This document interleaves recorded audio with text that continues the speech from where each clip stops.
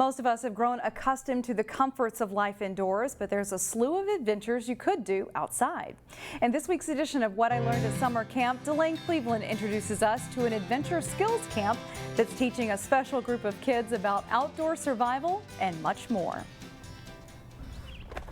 All right, are you ready to get started? At the Eastman Nature Center in Dayton. How do you think we're going to build a shelter? It's the job of the naturalists to introduce kids to the wonders of the great outdoors. And this is a lot of bugs. Assuming that Mother Nature cooperates. It's a bit of a challenge. Usually the mosquitoes are a bigger detriment, but they don't seem to be bothering everyone all that much today. Christina Palmisano is teaching this group of eager teenagers how to build a shelter out in the woods. All right, you got another one, Hayden? Using nothing but downed branches. If we were in a survival situation, we'd want to have a place to protect us from the elements, so that's what we're working on right now. It's a valuable skill to have if they ever happen to find themselves in that situation. Not sure, considering that situation has never really come up. Yet, while these activities are meant to expose kids to nature, there is something bigger at play. These kids are wonderful to work with. Each of these particular campgoers are on the autism spectrum.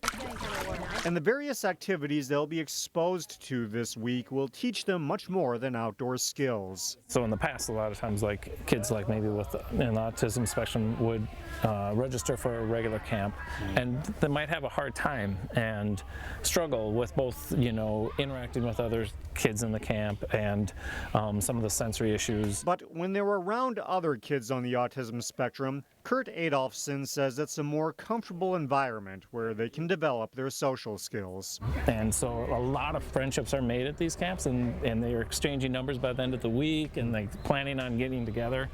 And some of the things we're finding are clears. It also helps that the kids are surrounded by adults who are supportive, understanding, and encouraging. I found in my years of doing this camp that nature is a calming environment for people on the autism spectrum, so it seems to go hand in hand, and I've got very good feedback about the people who participate in this camp.